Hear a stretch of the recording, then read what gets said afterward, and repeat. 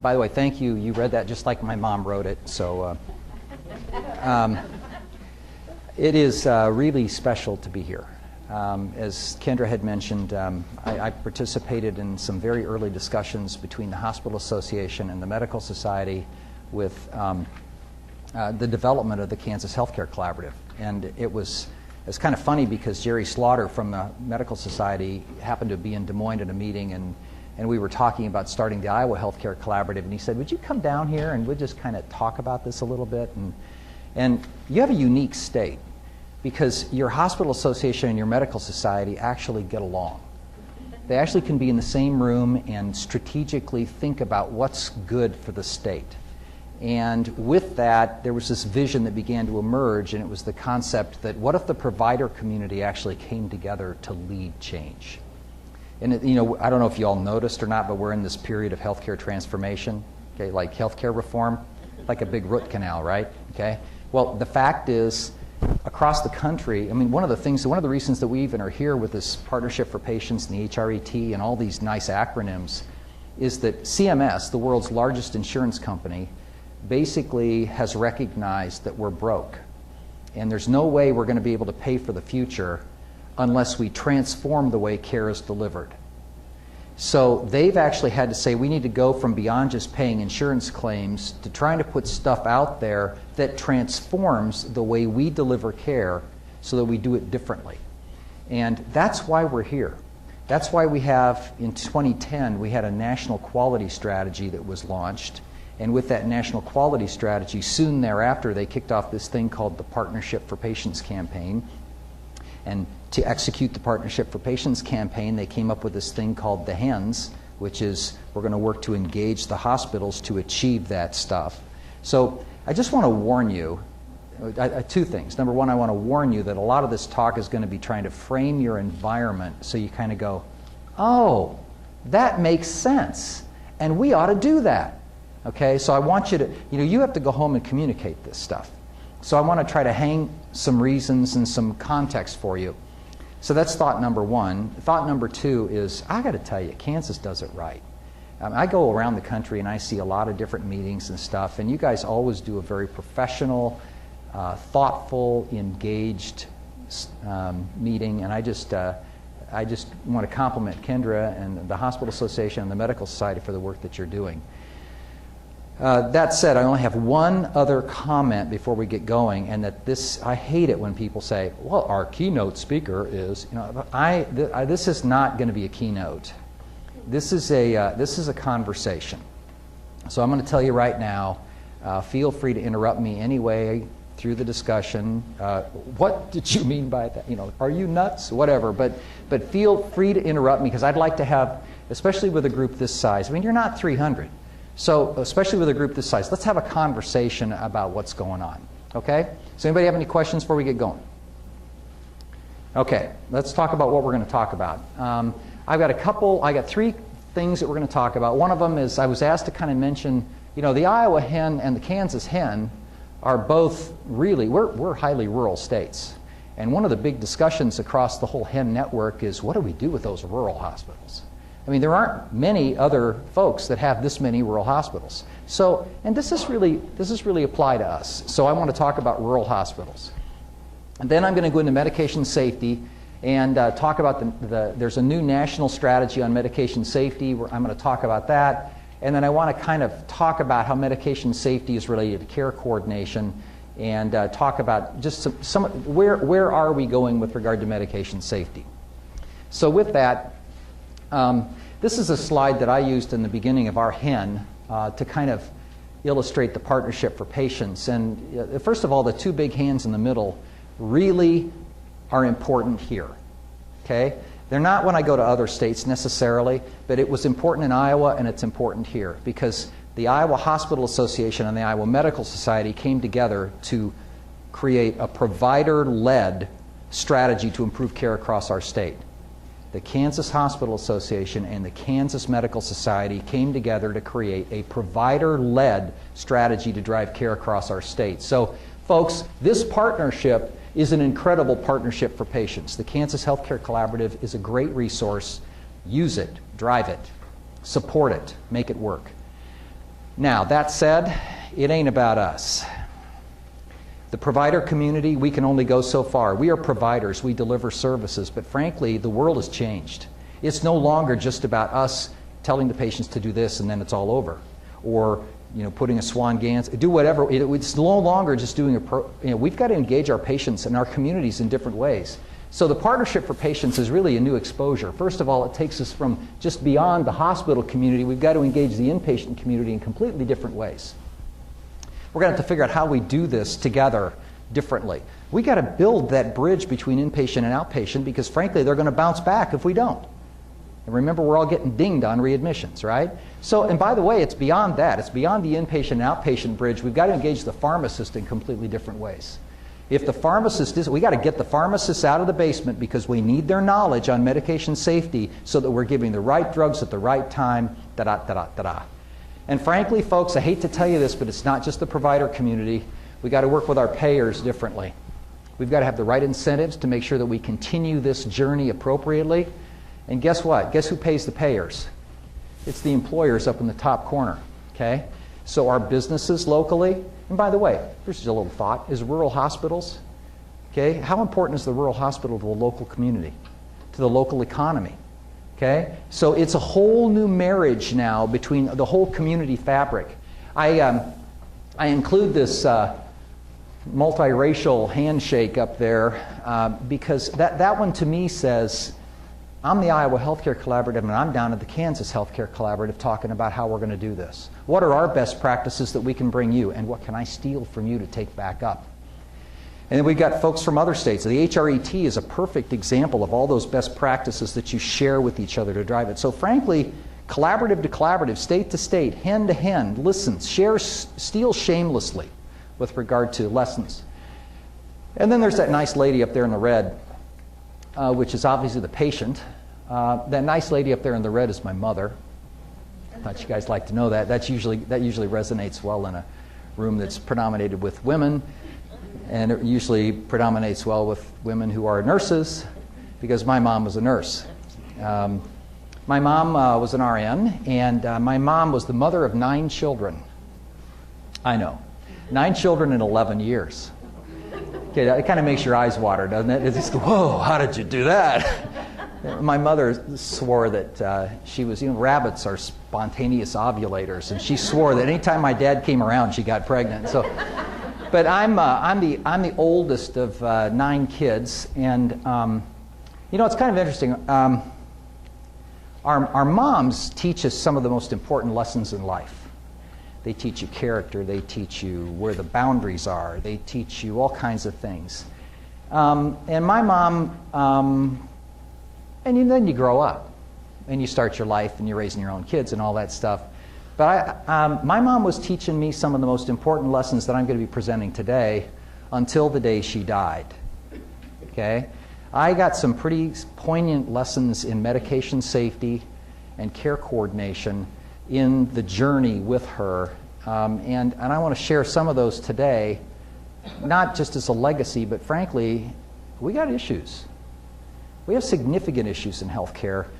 Even as we go out and try to do the right thing every single day, we have problems in our process that create issues. So, now before I go into the medication safety stuff, I just want to touch on rural.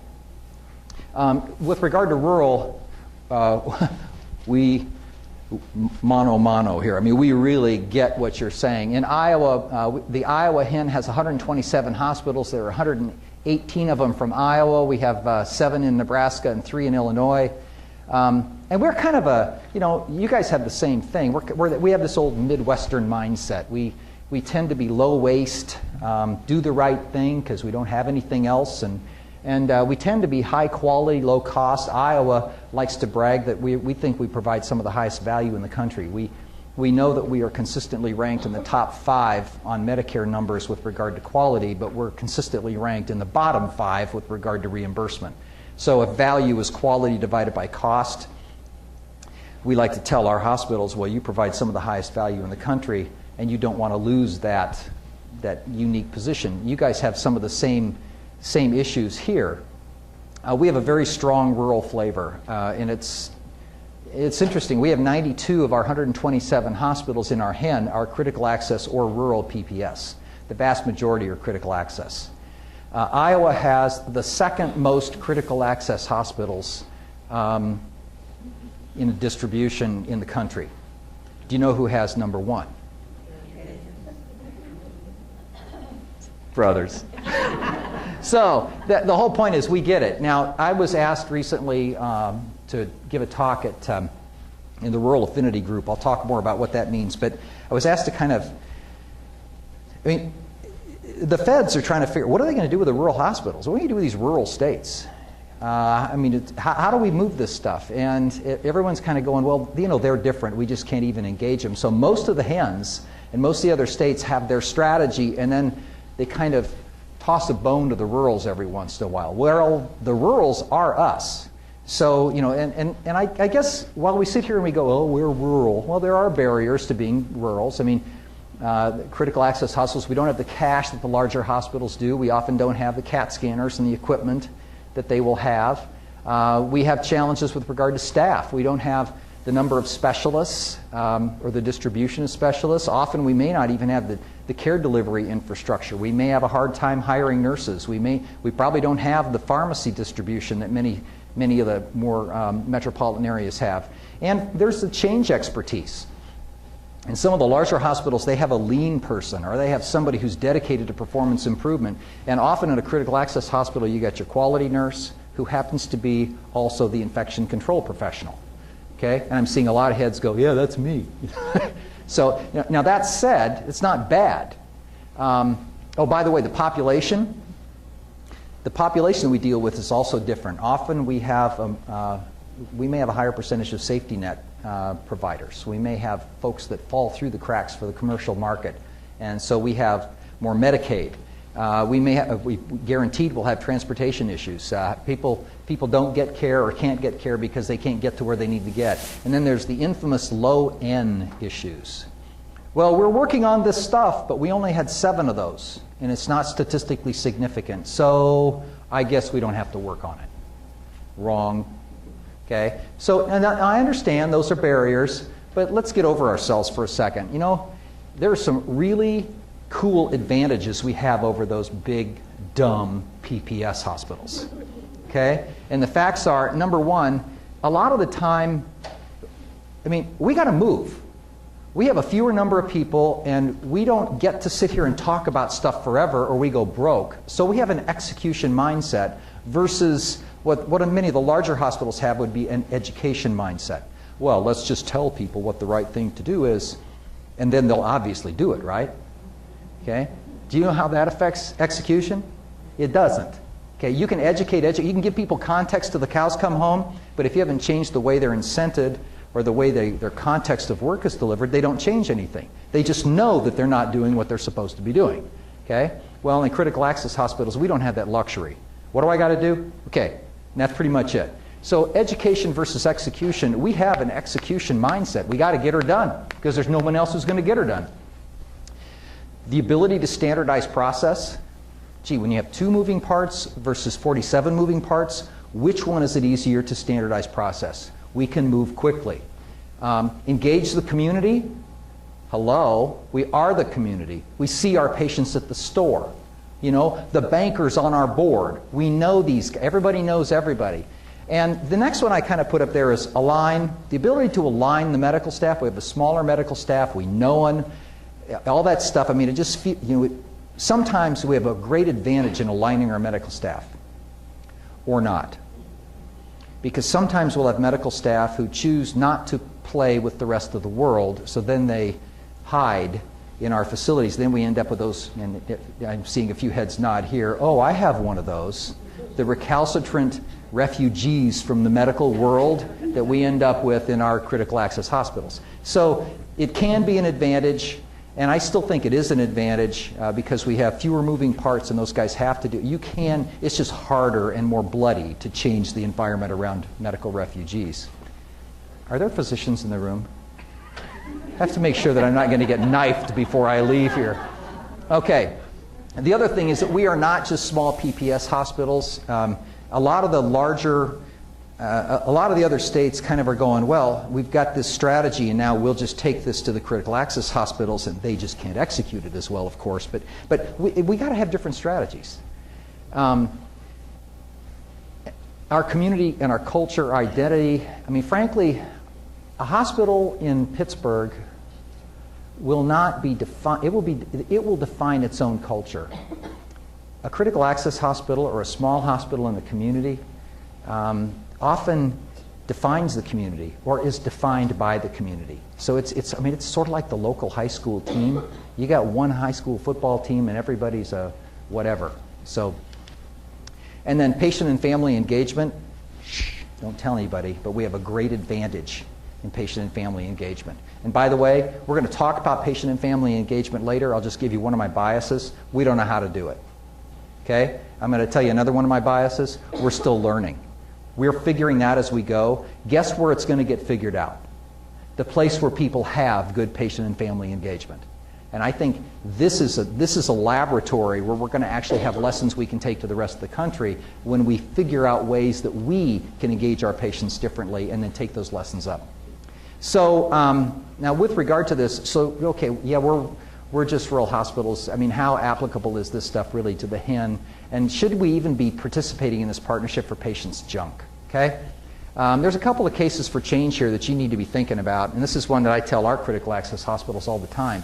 I know that the PPS hospitals have incentives today to participate in certain things, to report on certain things. The PPS, thou shalt do this, thou shalt be an NHSN, thou shalt do whatever. And I guess that's fine. I mean, in Iowa, our subset of those 127 hospitals is 118 hospitals, and of that 118, 82 are critical access.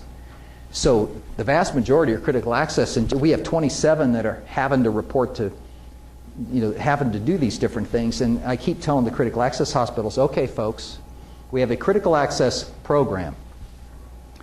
The feds are looking for ways to reduce reimbursement, how are we going to go forward.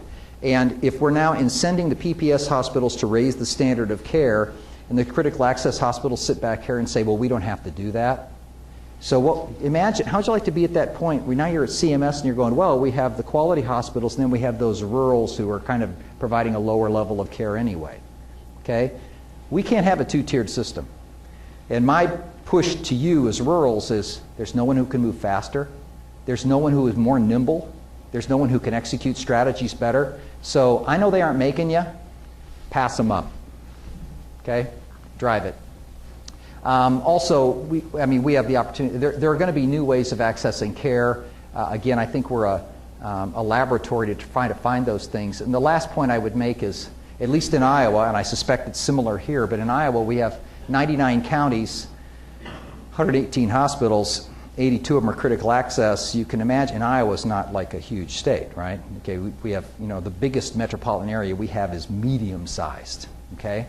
And the point I would make is that those hospitals tend to be distributed, those critical access hospitals, in county seats. And often the critical access hospital is the largest employer in the county. And those counties don't want to lose that hospital because it's an economic engine. They're the largest employer. So the fact is, for our communities, our survival, our effectiveness is an economic viability issue for our state. Have a nice day. Don't you feel important today? Okay? So that said, we got to do this. Now let's go to medication safety. This title was used 2 years ago, and it was used in a completely different way. The title, The National Call to Medication Safety, was kind of like saying, hey, you guys, we need to focus on medication safety. Okay, and it was like trying to create awareness that medication safety is important, and it was actually kind of a flag that was waved early in the HIN program. There is now a literal national call to medication safety. And where I'm going to go with this next section is that there is, I'll just tell you where I'm going to end. There is a document that was released in October that is in CMS, that is it's in comment, it's in the comment period, but it's basically a document that says, this is what we got to do. I'm going to tell you why we've got a document that says, thou shalt do medication safety. I'm going to kind of walk you through that story. So first of all, I want to take us back to, so like, why are we here? Okay, why are we here? We're here because of the Partnership for Patients campaign, and to remind everybody we're broke. Okay? I mean, there's a few people with gray hair in this room, I've just noticed, and that means that you've been doing this for a while and you've probably heard all this stuff before. Okay? And the problem that we have here, we've been talking about doing quality and safety and improvement and all this stuff for 30 years. But we've successfully kicked the can down the road for 30 years. And I've been hearing, you know, someday we're going to have to do that quality stuff. Someday we're going to have to do this. We're going to have to do this. Well, I'm here to declare someday is officially here. Okay? And there are two reasons for that. Reason number one is that we're broke. Okay? Now, let's just think about, what does it mean? What do you mean we're broke? Is that like another political contrivance from Fox News or something? Is this, you know, what do you mean we're broke? Okay, here's your economics. In 1970, the United States made 70% of the world's gross domestic product. That means that we made most of the world's stuff, and those things, I mean, frankly, remember they instituted Medicare and Medicaid in 1966, so healthcare costs started to go up like this, and as healthcare costs went up, gee, we make 70% of the world's stuff, so we'll just pass the cost to the rest of the world. So we were able to offset the cost of the American healthcare system to other folks, to the rest of the world for many years. Well, between 1970 and 1988, an interesting thing happened. We became a more global economy, and we went from 70% of the world's gross domestic product to 35% of the world's gross domestic product. Everybody else is making stuff too, okay? So what happened is, if we're going to be able to sell our stuff, our prices need to be competitive, and we had to start finding ways of reducing our cost. And bottom line is, we couldn't just pass the healthcare cost to the rest of the world. So we began to take it on ourselves. And we began, of course, remember, we introduced managed care, and that was another one of our phases of really taking this seriously, and then we kicked the can down the road. But again, what happened was, we couldn't kick the can down the road with regard to cost to the rest of the country anymore, or the rest of the world anymore, so we started to take on debt. And where are we on debt today? Okay? Frankly, we've accelerated it dramatically in the last 10 years, but where we are now, first of all, we haven't had a federal budget for the last 4 years. We've just had a continuing resolution that gets passed so we can continue to operate the government. But if we had a budget, what's happening is the percentage, think about this at home, folks. If the percentage of your budget, your family budget every year, you have an increasing percentage that is just dedicated to paying the interest on the debt. Okay? So we have so much debt now that we have an increasing percentage of our federal budget, and it's gotten to the point where just the amount of our federal budget dedicated to paying the debt, paying on the interest, has gotten so large that it's politically inexpedient. And frankly, it's just going up like this. So we can't print money forever. Okay, so problem number one, this isn't sustainable. That's just problem number one. Problem number two is, we're about to overload an unsustainable system with volume as us baby boomers come of age. And I don't know about most of you, but us baby boomers are not known to be the most gracious and patient generation that America has seen. That said, we can't kick the can down the road. We've gotten to the point where we have to transition this. And that's why the feds have basically said Medicare HHS, frankly, for the country. You know, when you look at what's going on with our federal debt, you know what's driving it? HHS expenditures, Social Security and Medicare. And that's going to take off because of all those other pieces. So that's why HHS has said, okay, we need to move from just being the world's largest insurance company to actually figuring out how we transform care. We got to do care differently. We've got to go from a volume-based system to a value-based system. We got to get something for the widgets that we're generating, okay? So that's what's going on. By the way, presidents have attempted to do healthcare reform. Do you know the first president to try to do healthcare reform? Any guesses? I'll work backwards. Everybody knows Bill Clinton, Hillary Care, okay? Reagan didn't do much with it. Nixon made a significant effort at addressing healthcare reform and blew up. before he could do anything. Actually, Nixon and Kennedy actually worked together. Isn't that interesting? Nixon and Ted Kennedy. Before that, we have Lyndon Johnson, who introduced the Great Expansion. As with the Great Society, we introduced Medicare and Medicaid. That was great. And there have been little touch points all the way back to Teddy Roosevelt. Teddy Roosevelt was the first one. So this is something that we've been doing for years, and now basically we're at a point we got to do it. So where does that bring us? President Obama decided to make this his, by the way, this is a non-political speech. Okay, I just want you to know right now, I've had a lot of people, I'm not going to share with you my political inclination, but I can tell you right now a lot of people have accused me of being one party or the other because of what I'm going to say. And I'm going to tell you, leave your political swords and shields outside the door because I'm going to talk facts to you. We got to change. We got to do this different. So now that said, President Obama decided that the problem was so great it's got to be addressed, and he decided to take advantage of a Democratic Congress and Senate and basically ram it home, and we ended up with the first significant effort to create healthcare reform, focusing on value. Now it's interesting, the healthcare reform bill, the ACA, whether you love it or you don't love it, remember it's not really a healthcare reform bill. It's really an insurance reform bill. It's altering the way people get coverage. But that said, it's interesting because that bill has about 80% it's an insurance reform bill, and about 20% it is healthcare reform. And one of the things it's doing is it's saying, okay, we got to transform the healthcare community. We got to figure out how we do what we do different and better. And it's focusing on quality. One of the things after the bill was passed, it mandated that HHS within 10 months have a national quality strategy proposed to Congress. So the national quality strategy was proposed to Congress in March of 2011. It was released. In April of 20, and this is not rocket science. It's 70 pages that says the triple aim. We need to have better health care. We need to build people who aren't going to get sick as easily, and we need to be thinking about having a sustainable system. Okay, so it's 70 pages that say those pieces, and then 1 month later they kicked off this national challenge. And this is when Dr. Berwick was the head of CMS. A national challenge, a campaign, if you will, that within 3 years we would reduce preventable hospital-acquired harm, improve patient safety by 40%, and reduce readmissions, which is basically improve care coordination, by 20%. Why? Like, who gives a rip? Look at the Affordable Care Act.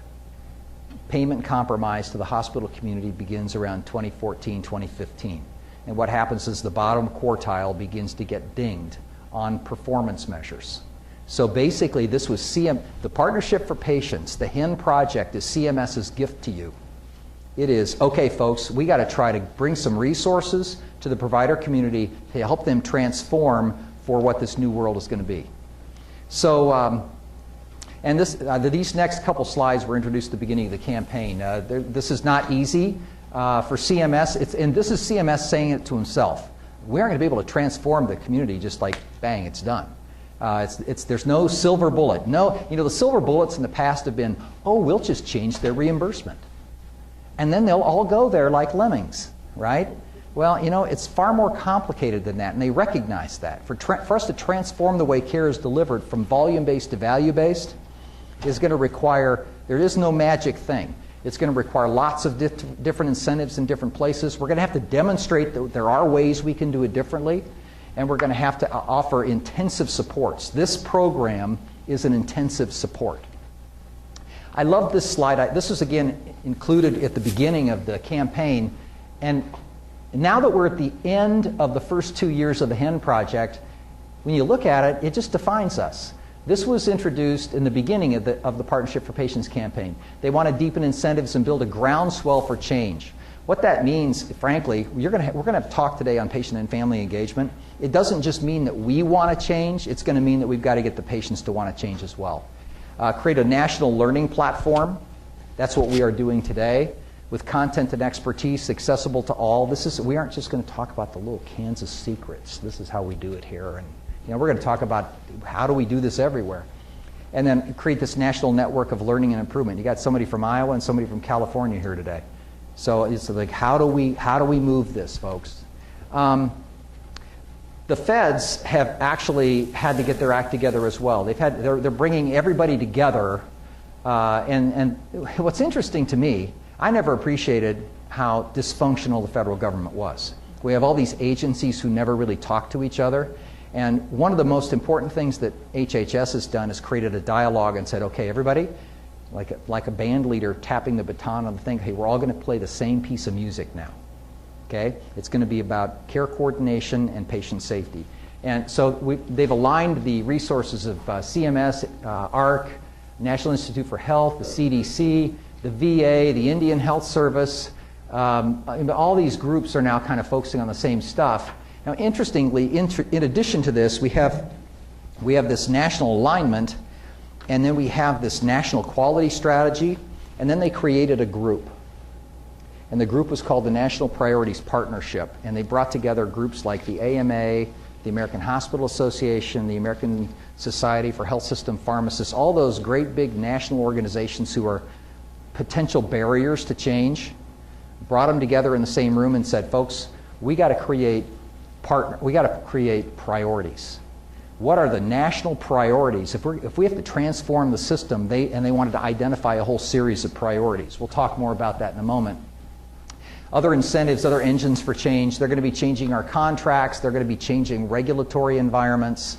They're going to change our reimbursement through payment policy. So those are all things that we're dealing with today.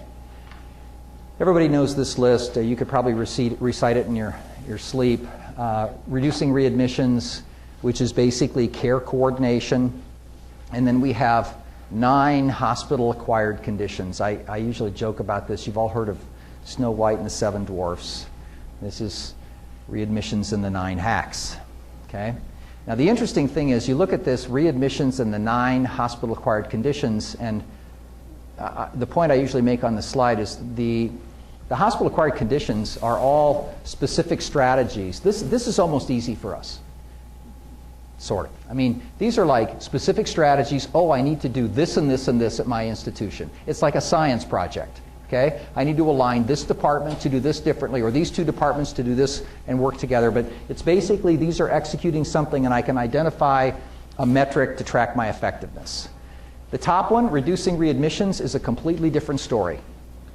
It involves engaging the patients. It involves engaging the community. It involves developing medical homes. It involves involving the pharmacist. It involves tying in long-term care into our strategies and home health into our strategies. It involves tying in public health. It involves tying in the area agency on aging. Any resources we have to engage that patient differently, we'll talk more about that. Now, of this group, I refer to this as readmissions and the 9 hacks, but I just want to warn you that adverse drug events, where we're going to camp now, it's kind of positioned between readmissions and the rest of the hacks for a reason. It is the most AC/DC of the bunch. For us to do medication safety, it requires us to have those specific science project tactics that are deployed throughout the system. By the same token, the only thing that the hospital and the medical home and the pharmacist and the long-term care and the public health folks, the only 2 things they all have in common, all of those silos of care, there's only 2 things they have in common. Number 1 is the patient, and number 2 is the medication strategy. Okay? The medication strategy is the one thing that we can screw up really well as we go from silo, as that patient navigates from silo to silo. So I want to build the case with you before we go there that adverse drug events, medication safety, is both a science project and it's a care coordination issue. And we got to figure that out. So the rest of this presentation is going to be focusing on medication safety in those 2 dimensions. 1, as a high hazard group of medications, and 2, as a care coordination strategy. So with that, this is interesting. This is the 9 hacks. And like, how big of a deal is medication safety? You probably have all seen this before. This is an older slide from 2010. I don't have the newer one. I can just give you numbers. But it's a pie chart taking the 9 hacks and ranking them out. And you can see the biggest category is the nice blue, adverse drug events. That is the largest opportunity. Medication safety is the place where we will do the most with regard to patient safety. Okay? Interestingly, in 2010, when this chart was generated, it was 34.2%. Everybody bragged about, oh gosh, it's a third of our opportunity. It is a third of our opportunity. It's also underestimated. Ready for this? It's underestimated. Now the numbers are looking like it's more like 38% as the data has gotten better and better. So 38% of our opportunity is focusing on medication safety. And you ready for this one? We just talked about rurals. Well, how many ventilators do you do in the rurals? How many central lines do you put in as a rural? How many, you have a limited number of surgical site surgeries, so probably a limited number of surgical site opportunities. As you squeeze those other things down, the one thing you don't do less of is medication. And the fact is, for the rural hospitals, that blue section gets a lot bigger. Most people would propose that this section actually becomes between 50 and 60% when you're talking about rural and critical access and rural PPS. So we got to focus on this. So what are we going to focus on? Well, first of all, we know we got to focus on it, but if we were going to focus on it differently, doing what we do faster or harder isn't necessarily going to bring about change. So we got to figure out a new destination. What are we looking for? And basically, beginning with the end in mind, is the idea is that we're going to start, every drug we need to have a specific way that it's being used and make sure that it's being used correctly every time. So every drug is assessed to ensure its intended medical use is effective, safe, and able to be taken by the patient as intended. Able to be taken by the patient as intended. Able. That implies the patient actually gets it. Okay? That's called patient and family engagement. Okay? A lot of the time, what our current strategy is, and that's it. Okay? Whether it's in the hospital, oh, I just added this, I just did that, whatever. We just do stuff to people rather than engaging them with that. Patients and family members and caregivers contribute to establishing realistic, achievable goals of their therapy. There's one little problem. I learned this being a family doctor, but oh, here's your problem. What's your problem? You tell me your problem, I'll write your prescription, we go home and do it. But what happens is if there's side effects to that, or if I might not be able to afford the medication, it may cause issues. I get dizzy when I get up. I have to pee too much. There's all kinds of different things that people will start to self-medicate and alter the way they take. I know none of you have done this, right? None of you have done this, right? So the whole point is, a lot of the time, because we haven't worked with the patients to establish realistic goals, it's not their goal that's being treated. It's our goal that's being treated. I'm trying to manage your blood pressure to 120/80, and I'm going to give you enough side effects so I can get there. Okay? We got to figure out how we engage the patients differently in this. And frankly, we don't even think about the harm that's happening with our medications. Too often we just add another medication, and we need to start thinking about this, where's the harm, and we need to have zero tolerance for cross-reactivities. We have to have zero, we got to make sure that we do this right. So that's what we need to be working toward. So, okay, where do we begin? How do we sort this stuff out? And I got to tell you, my brain swims with this. This slide, you know what this slide says to me? The pharmacists are the most underutilized resource we have in our healthcare system. I remember when I was in graduate school, the pharmacists were doing, and that was in 1977, the pharmacists had just implemented this newfangled thing. They were all going to a 5-year degree, and they were all going to be PharmDs. And now pharmacists come out with a PhD in pharmacy. They have a 5-year degree. And you know what we do to them? We put them in Walgreens and we let them count how many amoxicillin tablets they're going to have for a 10-day course. Okay? These people are trained with regard to side effects, all kinds of stuff, and we put them in the basement and just let them distribute medications. And we've got to figure out how we use this resource differently. It's an underutilized resource that we actually need now if we're going to improve patient safety and reduce and improve care coordination. I mentioned that with the National Quality Strategy, they started the National Priority Partnership.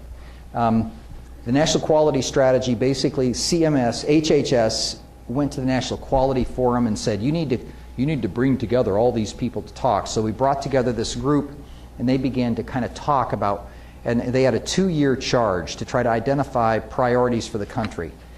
And they kind of swirled around for about 6 months or so, and they eventually they came up with 5 or 6 things that consistently were things that we needed to talk about. Care coordination, specifically readmissions, obstetrical issues, rural patient and family engagement, and medication safety were all recurrent topics that kept coming up. And what they said is, how are we going to do this? What should we do? I mean, we got all these hospitals, we got all these people here, we got payers and purchasers here. Let's create little subgroups to work on this stuff. So they created what they called affinity groups. And one of the groups that was created was the Medication Safety Affinity Group, and this was in probably 2010.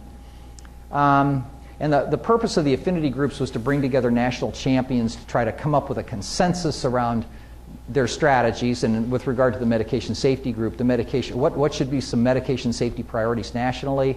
And they wanted to pull together results. This can't just be another education thing. This has to be an execution thing. So we ought to do this, let's go do it, but the next step is, how do you know you did it? So we need to get some data that we're measuring on a rapid cycle basis so we can see if we're being effective or not. So it was basically pull together results to drive rapid cycle change, and this new concept began to arise. This actually was added a little bit later, the concept of feeding the hens. What's the AMA and the AHA and the Americans? They don't have the hens, but what we have is this new tool, the hospital engagement networks, which are local discussions that establish the standard of care, create peer pressure among hospitals in a local area to actually work to do stuff faster. So what can we do to pull resources together to feed those hens? Now, where would we start? Here's an interesting thought. Where do we start? And there were a lot of things that, this is not a new problem. Okay, there's all kinds of studies and all kinds of stuff that talk about where you get, I just included these because these are resources you may want to look up, but we know that over 1/3 of the acquired conditions in the Partnership for Patients campaign were related to, 1/3 of the opportunity is medication safety. Medication safety is the most significant cause of injury and death in hospitals, at least 1.5 million preventable ADEs each year. I mean, I could do probably 4 slides on wonderful statistics that says focus on the medication safety. Okay? Matter of fact, go home, focus on the medication safety. Now, it's a big topic, and I'm going to give you some ideas on how you do that. These other things are listed just as places you can go and look at this, but there was a report in 2010 from the Office of Inspector General that said, how are we going to reduce Medicare cost? My goodness, look at this opportunity in medication safety. We have Joint Commission's focus in 2003. We have another thing, an AHRQ brief in 2008. And then the most interesting latest article was from Dan Budnitz, a physician with CDC, who put an article in the New England Journal of Medicine that basically said, okay, we got to focus on medication safety, but we don't have to do everything. We don't have to focus on the cancer drugs. Matter of fact, 70% of the opportunity is just in three drug classes. Okay? So let's focus on those. So adverse drug events, never mind. I didn't know that was in there. That's kind of cool. So adverse drug events, what they began to do is they began to kind of look at, well, what do we, there was a survey done, and they asked some very specific questions. They asked, okay, let's try to figure out, we think that digoxin's a problem, and we think that the anticoagulants, there's all kinds of different subsets of anticoagulants that are a problem, and we think that glycemic management is a problem. So let's just do a survey, and what they learned was that 34% of the hacks, I mean, we already talked about the 1/3 thing, but this was the rough distribution of what they learned in the survey of where the money was. And what you see here is out of the total survey, 930,000, there's a big chunk, was associated with glycemic management. And then you got 3 of them here: low molecular weight heparin, 340,000, IV heparin, 170,000, and then warfarin here at 170,000. My goodness, most of the goodie here is tied in glycemic management and anticoagulation. Dig isn't even an issue. Okay? Now, the other interesting thing they learned, they didn't ask one question that they should have asked, which was, how about opioids? And so what they did learn was, again, Most of this was focusing on hypoglycemic and anticoagulants, and then they didn't have the opioid measure, and when they looked later, they learned that they should have. So the PFP evaluation contractor started looking at the initial data coming in from the adverse drug events, and they learned basically the main categories of opportunity were coming in, again, anticoagulants, glucose measures, and opioids. And then of the everything else category, if we were going to choose another one, we'd be focusing on antibiotic use and C. diff. So now the HEN project started in December of, what is this? Is 11. So December of 11. In the Budnitz article, interestingly, was released in November of 2011. So the group met then in February of 2012, and they said, okay, armed with this information, we need to provide some guidance. And the Medication Safety Affinity Group nationally basically said, we're going to focus on 5 national goals. And some of you may have heard me say this before in other venues, but basically we're going to focus on anticoagulation, and with that, venous thromboembolism. So that's those 2 things. And gosh, does anticoagulation have anything to do with care coordination across the community? Okay. Glycemic management, opioid use, and then this other little fella here called medication-related readmissions. Now, they focused on that 5, and they listed that 5, and they shot off fireworks and declared how wonderful. This is what we're going to focus on as a country. They started, and that was in February. And remember, the HEN's now been in existence for about 2 months, and I got invited to my first medication safety meeting in April. And so I'm kind of, and I got to tell you, I'm thinking, why are you inviting me? I mean, I'm not a pharmacist. This isn't an area of specialty, but I was just supposed to kind of, I learned later, because we were one of only 3 HENs nationally. They made us all select areas of first focus. We were one of only 3 HENs nationally that said, well, we think we need to focus on medication safety. So they invited me to the meeting, and we started this discussion, and at that meeting they had AMA and AHA and all these other folks there, and 3 HENs, and one of the HENs was Premier, so it's like, you know, just all this big, all over the place stuff. And I made the point, well, you have something you've never had before, the HEN network. You need to be feeding the HENs. You need to be coming up with what is the content, what are the lessons, and start pumping that through the hospital engagement networks so that we can actually drive that rapid cycle change. So, and why would you feed the HENs? Why is that important? Why are you important?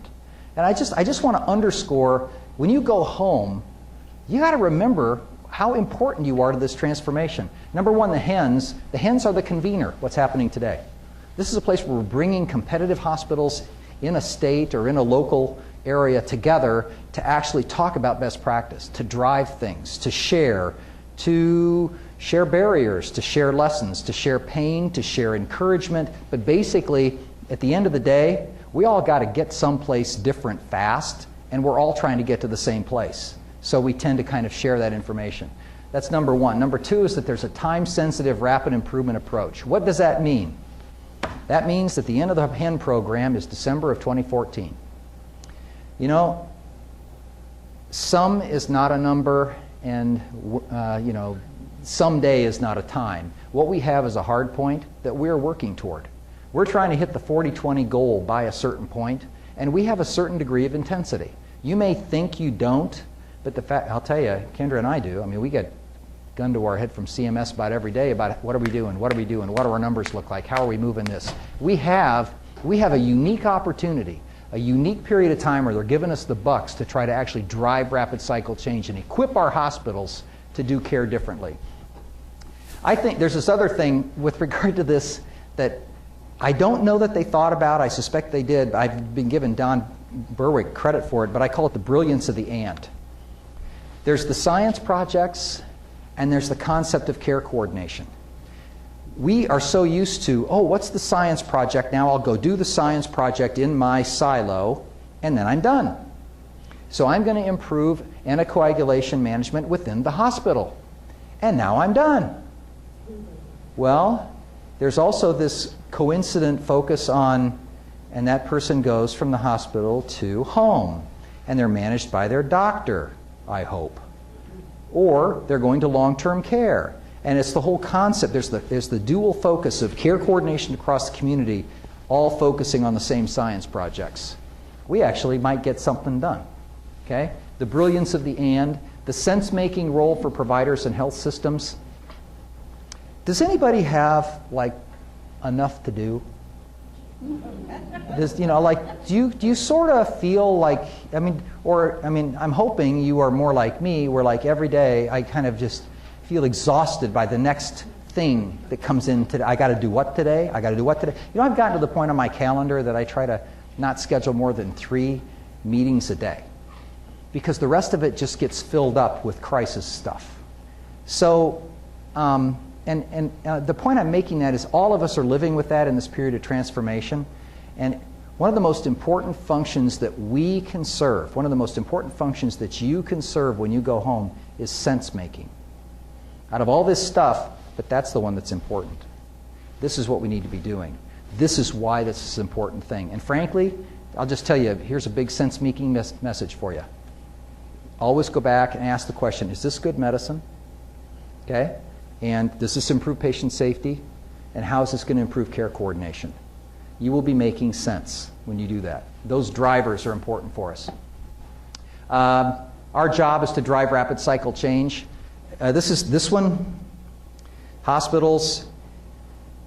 We didn't really dink around with data too much until about 2002, 2003, when they started publishing data on us, and we went into this period of comparative reporting. Everybody's trying to get our numbers and compare hospital A to hospital B. And the interesting thing is that's a paradigm we're living with right now.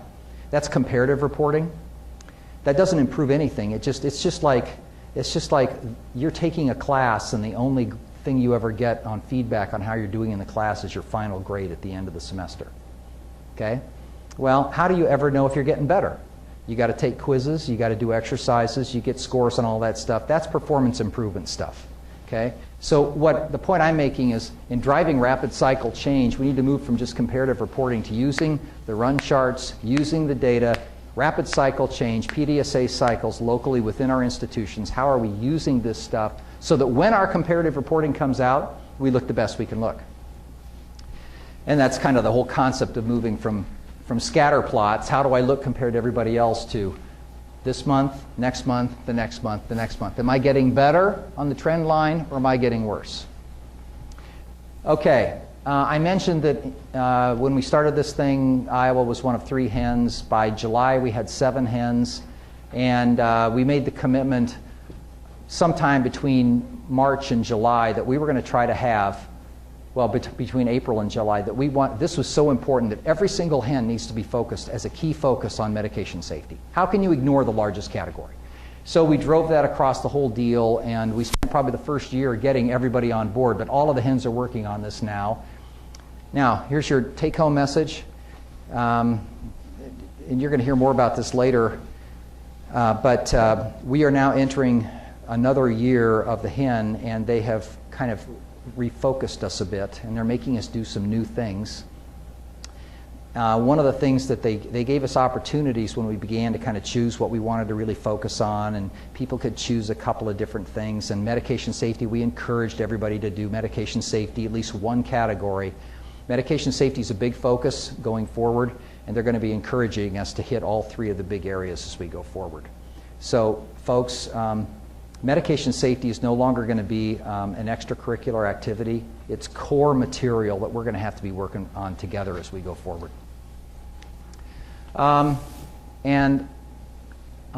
So, like, how do you know? Well, we've gotten our revised scope of work for one thing, but there's another interesting thing. The feds are focused on medication safety now with a laser. Okay? Something you may, as you kind of think back in time, you're going to kind of go, well, yeah, that makes sense. But in 2005, 2006, we were kind of just beginning to talk about infection. We were just beginning to really talk about hospital-acquired infection. And what happened was there were pockets of concern about this around the country, and 2 senators, 2 federal senators sent a letter to HHS in 2006 that said this is an abomination. We need to have a national strategy to focus on healthcare-associated infection. So they put together a strategy that was passed, and now there's a healthcare-associated infection czar in HHS, and you may notice that of those 10 areas on the Partnership for Patients, 4 of them are related to healthcare-associated infection. Okay? Funny thing happened on the way to the forum. I don't know the dates, but I know that Senators Bennett and Olympia Snowe sent a similar letter to Secretary Sebelius, and she responded. I believe it was right around early 2011. She responded, "We're looking at," their concept was, "We've got a medication safety crisis. We need to be focusing on this." Okay, so another call to action around medication safety. Secretary Sebelius, I know you all know her. Secretary Sebelius's response back was 2 things. Number 1, we're building a strategy around that right now, and number 2, we have this new thing called the hospital engagement networks that are addressing this and will be taking this strategy forward. We have a learning network that is now working on this across the country. They also convened a work group who, based on the healthcare-associated infection blueprint from 2008, they built one for medication safety, and it was released in October for comment, and it is basically in this notebook, if anybody wants to know anything. Here's the guts. It's basically, these are the chapters. The scope, it basically talks about the scope and the development, why medication safety, surveillance resources, how are we tracking this stuff, how are we going to track this as the federal government. A lot of this is federal government-ese, but it's very clear. The guts of this is they're going to be focusing on medication safety. They're going to be focusing on a regulatory environment and changing incentives so that we're going to be doing better medication safety. And isn't it interesting, look what's listed as separate chapters. Anticoagulants, diabetes agents, and opioids are listed. Guess where you start? Okay? So they've got chapters listed on those. They have promised they'll do other things later, but when you get 70% of the national opportunity in those areas, that's where they're going to go. Conclusions and next steps, it's basically we're going to continue to do research on this stuff as well. Okay, so I've beaten high harm medications to death. Any questions or thoughts? Guts of this, we're all going to be focused on high harm medications. It's a small list. It requires care coordination across the community. We need to deploy those evidence-based best practices in anticoagulation, glycemic management, and opioids. And I understand you guys have done some pretty good work on opioids. Now we're going to get to do some other stuff. So, medication safety, I want to kind of slide into the next part here, which is care coordination on medication safety, and just talk about that for a second. You know, care coordination, this is a slide I use on readmissions, and readmissions, readmissions, by the way, readmissions, y'all work, anybody working on readmissions? Anybody care about readmissions? You ever think about it? Readmissions are nothing more than a metric. They're the way we track. Readmissions are failures, okay? And a readmissions is just a measure of failed care coordination across the community. Now, some of the time, that person crumped and they needed to be in, but some of the time, something happened that let them get readmitted. And the interesting thing is everybody goes, well, readmission, they're the hospital's problem, right? Well, you guys are the only ones who are going to get punished right now. But the fact is, why does somebody get readmitted? Well, it could be that they got readmitted because we did something wrong. Maybe we did something wrong and they got readmitted. But maybe that patient went home and didn't get set up with their doc in the right way, or so maybe there was something about their doc or their medical home that there was a failure there. Maybe they didn't understand their medication and they didn't understand exactly how to take the new anticoagulant and they bled, or something like that. Maybe they weren't capable of understanding it. So the person we had to educate was the daughter. And maybe the daughter didn't understand it. Maybe they understood it perfectly, but they couldn't afford it. Maybe, and the whole point is it's a whole plethora of reasons about why someone gets readmitted.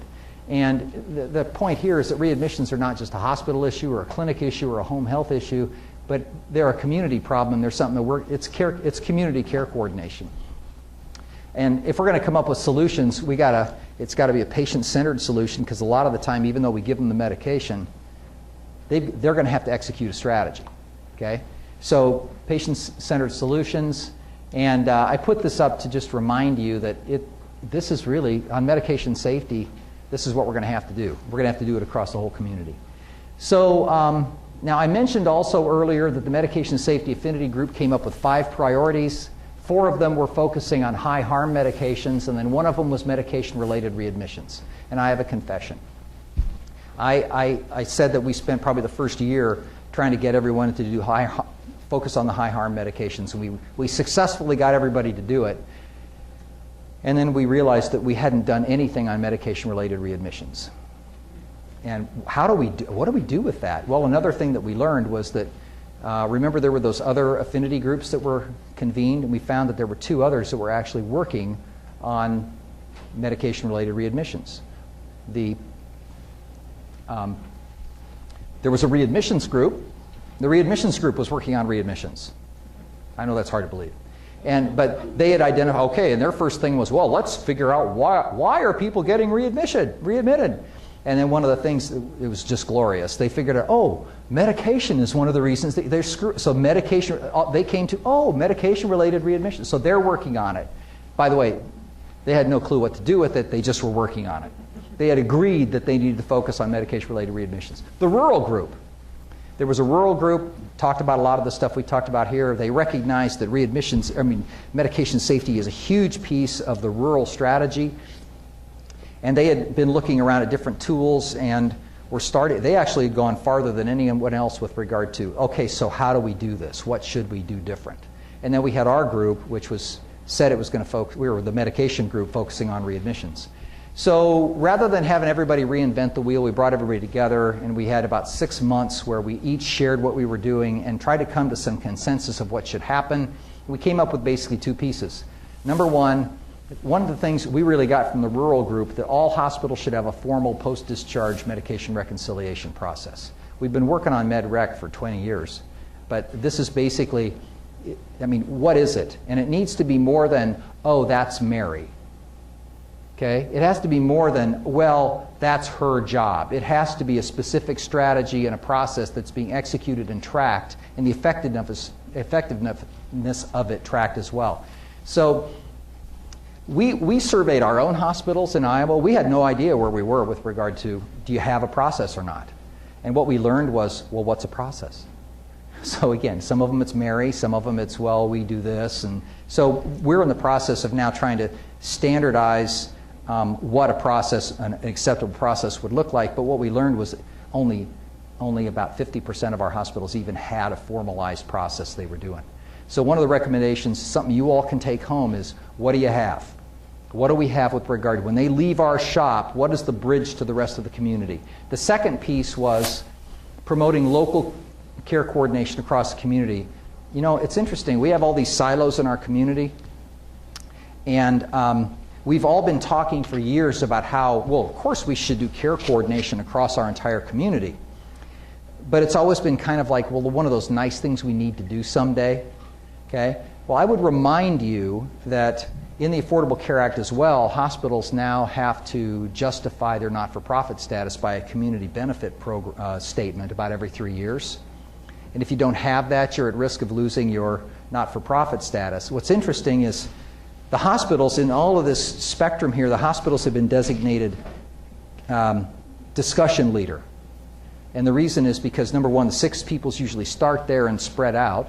Number 2, you have to come up with a community benefit statement. But number 3, and probably more importantly, who gets dinged if they get readmitted? Okay? So basically, this is a nice way of saying, you need to have a discussion with the other resources within your community. How are we going to coordinate care? Now, what does coordinating care mean? And this next set of slides are actually used for another subject. But they do such a good job of underscoring what I mean by care coordination that I'm going to use them with you. And they're basically some slides I use with medical home. Does everybody know what a medical home is? The concept of medical home. I mean, I'm a family doc, and if you talk to most docs about a medical home, they would tell you, well, I'm a medical home, and you're not.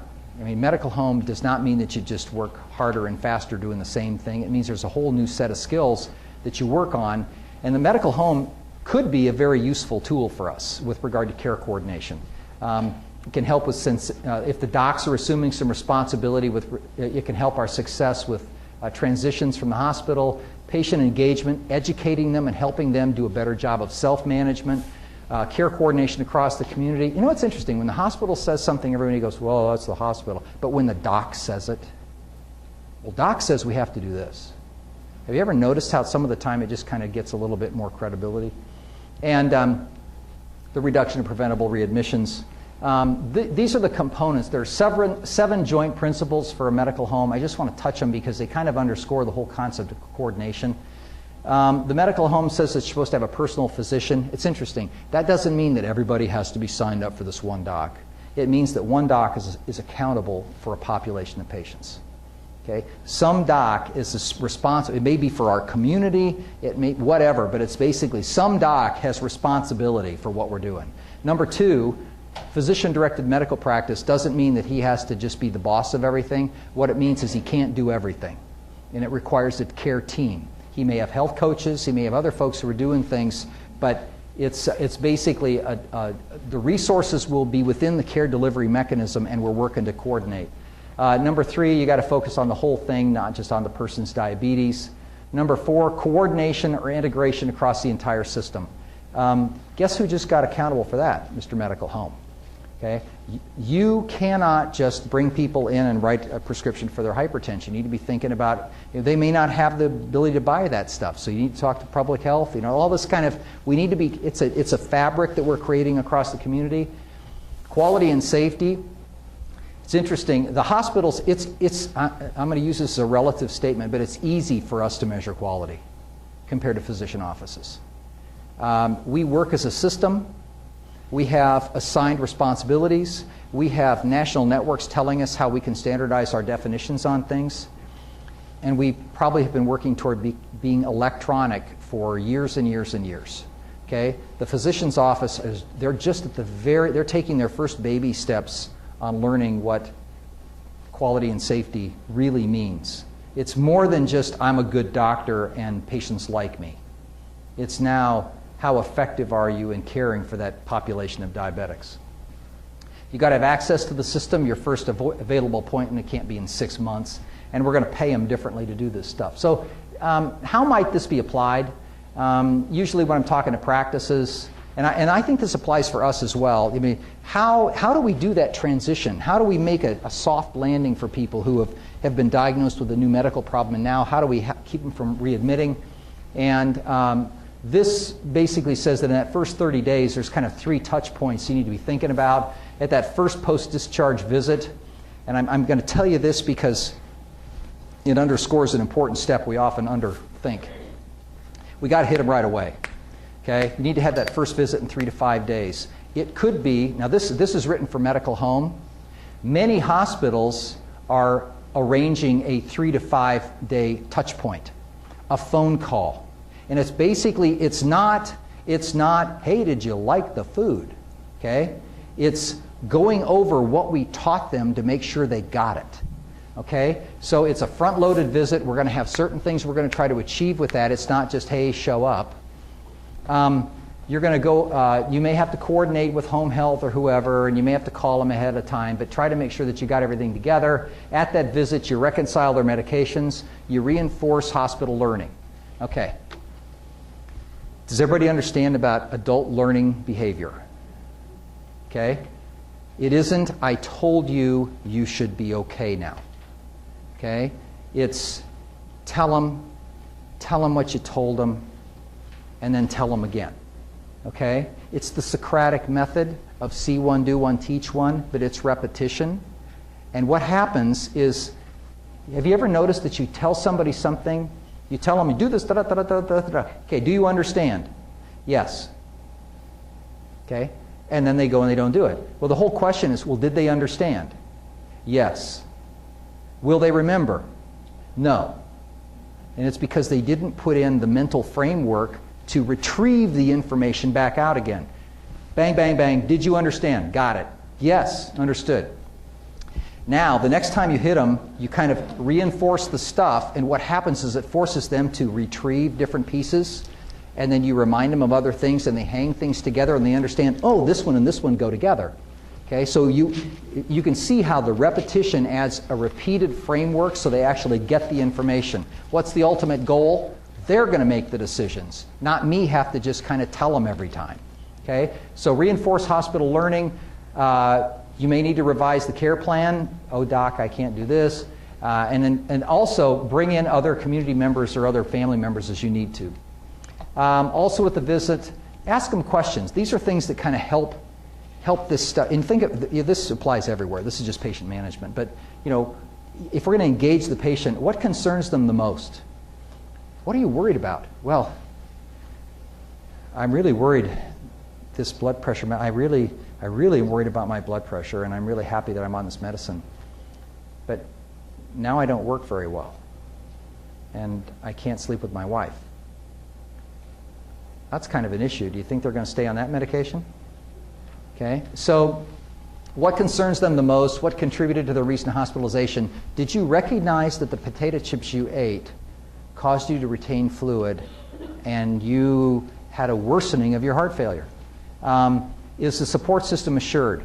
My dad is 84 years old and lives alone. And he doesn't really have a support system except me living 0.6 of a mile away. And, but again, the whole trick is, does he have a support system? A lot of the time they don't want a support system. Matter of fact, if you tell them, as you gently check into their support system, they'll kind of, oh, I'm fine. Oh, I'm fine. Oh, no, I'm fine. But what they're sensing is, your question really is, are you infirm? Are you really capable of living alone? That's what they're hearing you say when you're really trying to say, hey, you got what you need?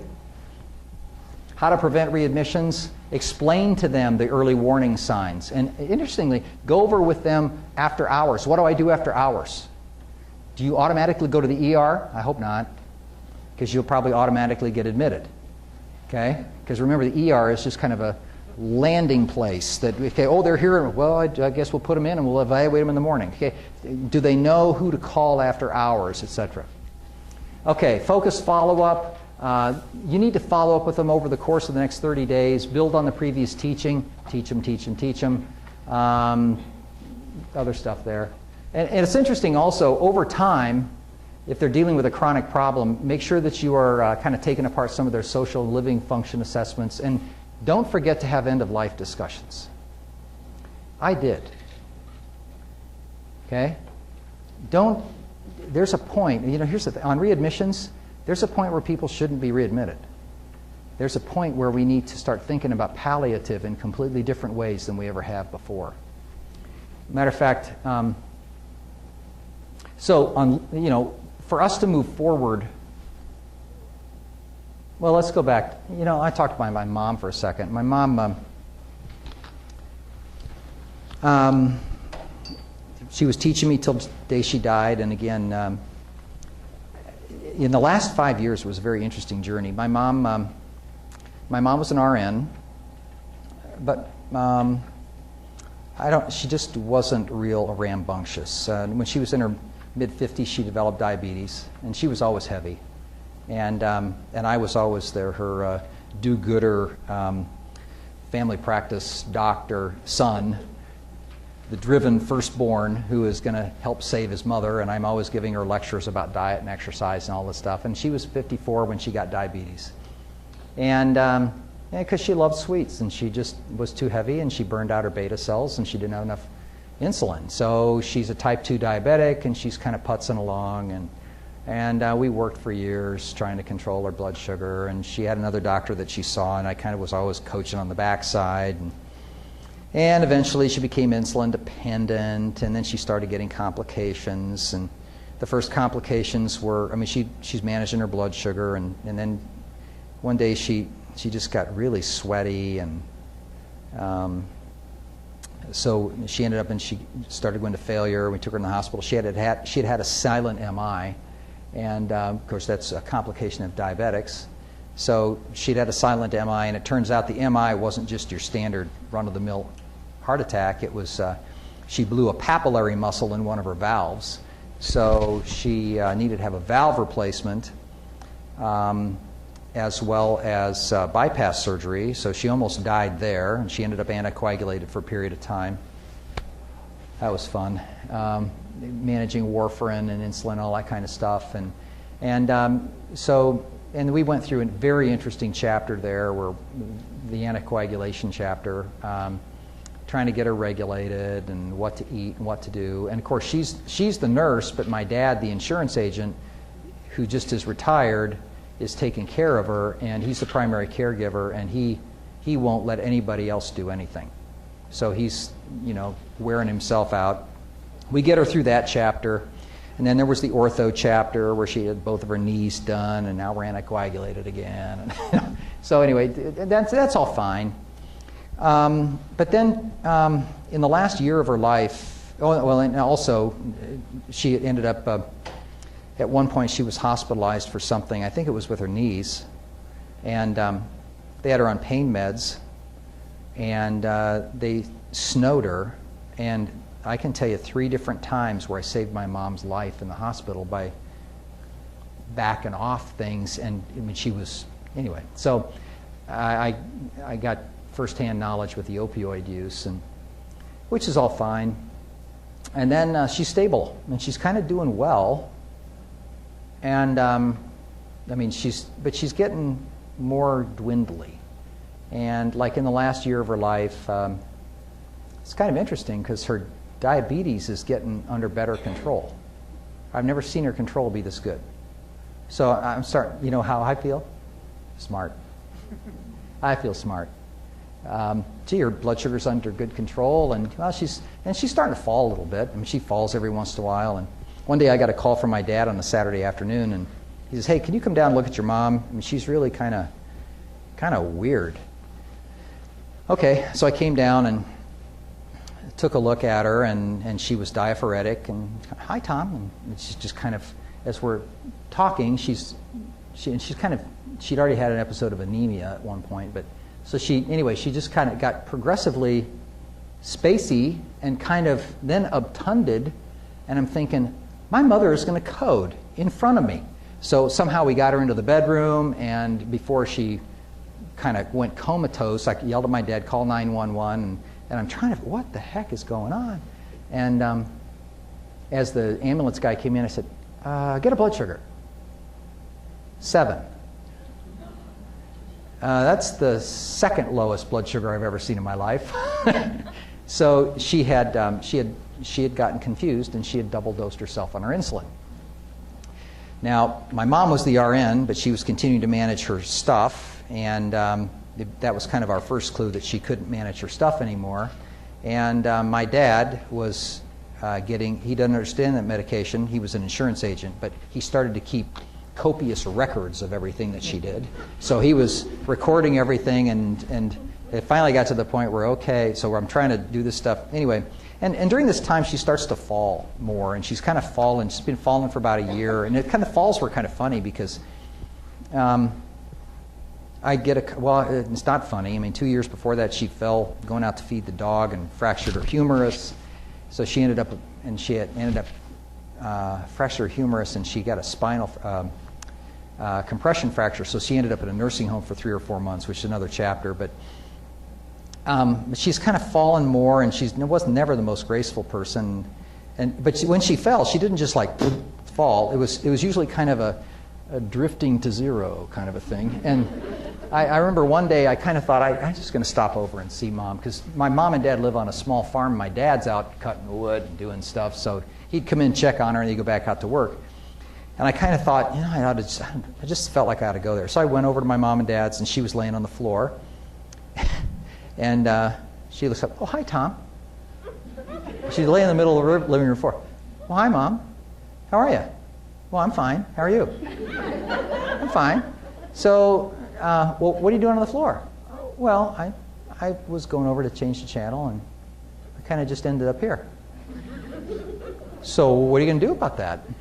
And she said, well, I'm waiting for your father to come home, and he'll help me up. And, okay. So this kind of dwindling, falling thing was happening more and more and more. And finally, I got a call on New Year's Eve about 1:30 in the morning from my dad, and he said, yeah, your mom fell, and I can't get her up. And she hit her face on the floor, and so they lived 6/10 of a mile away. So I drove down, and she mashed her face and didn't break anything, but just kind of a little bloodied. But she had fractured her other humerus.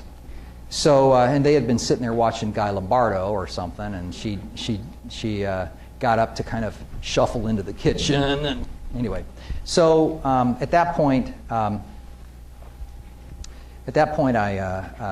I bundled her in my car, and Dad and I and Mom went down to the hospital. And when she was in an X-ray, I told Dad, you know, this is not going to work. She's probably going to have to be placed for a period of time here because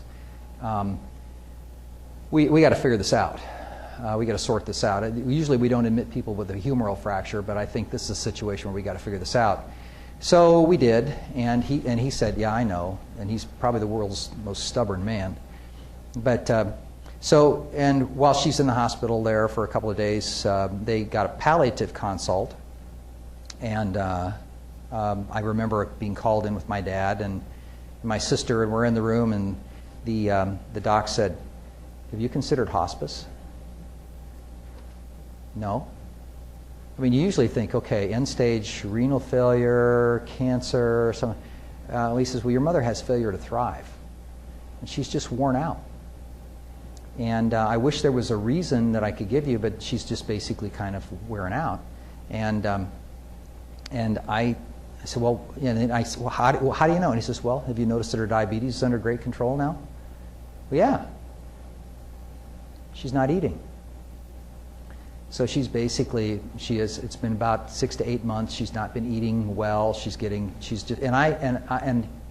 Ready? I missed it. Okay? I missed it. Palliative, I missed the concept. I missed the whole thing. And so we talked about it, and then the next day we talked about it with my mom. And my mom said, absolutely. That's exactly the right thing to do. We brought her in, and we had the discussion, and of course she's healing from a humeral fracture in hospice now, but she had the most wonderful 2 months. She was able to say goodbye. She was cared for in the most wonderful way during that time, but the whole point was, I guess my points are: A, my mom made the decision. B, we didn't even think about palliative. Okay? And C, we probably didn't use the resources we should have as we went forward. So how do we change? Where do we go from here? And I just want to leave you that it's about leadership now. And when you go home, you have an opportunity now to lead. But leading is not just about being the boss. It isn't about, I went to this highfalutin meeting, and now I know what to do, and I'm going to tell you. That's the education model. Instead, it's about execution. Okay? So I just want to encourage you that what leadership means now, as we are transforming the healthcare system, it means that it's about innovation. There is not one person on your community healthcare team that doesn't want to do the right thing. Okay? We just need to figure out how to do it different. So be thinking about, how do we do this different? Be open to new ideas. The essence of quality improvement is to reduce variability. I know that, but some of the time we got to figure out now, how do we apply that reduced variability innovatively within our community? So it's a spirit of innovation. There's a sense of ownership, and I mean, usually when I talk to docs, and you know, docs, again, there's none in here, so I can say this, but docs think that it all begins with them. But I remember when I was in medical school, they used to say, you know, I was on a surgery rotation. They said, you need to be the owner of the ship, you know, and bark the orders on, and the owners of the ship, the captain of the ship. You need to be the captain of the ship. The captain of the ship barks the orders and stuff, makes people walk the plank, all that. And instead, we need to move from that mentality to being the owner of the ship. The owner of the ship is responsible for the cargo getting from port A to port B. We need to be looking at the end game here. Our job is to get this patient in the most stable environment, the safest and the best way. So what is it going to take for us to get there? We need to own the entire process, not just our little process. I'm going to tell you, folks, this is not going to happen this is not one of those evolutionary processes. This needs to be nimble. You need to go home and start. You need to be doing it. You need to be thinking. You need to be... That's one of the most important things that you can do as a hen, that you can do as leaders within this, is creating that discussion locally and just stirring the pot, stirring the pot, stirring the pot, rapid cycle improvement. How did we do last month? How do we do the next time? What do we do? What do we do? And then a commitment to collaboration. You're here. You're collaborating. Now collaborate locally, but keep collaborating. Stay here. Stay involved. You've got a very unique vehicle in the Kansas Healthcare Collaborative. You have a very unique thing nationally. Take advantage of it. This is a provider-led initiative. The providers are the ones who are going. Who else went to medical school and nursing school, folks? Who else got the clinical training? Who else has to listen to the families? Okay?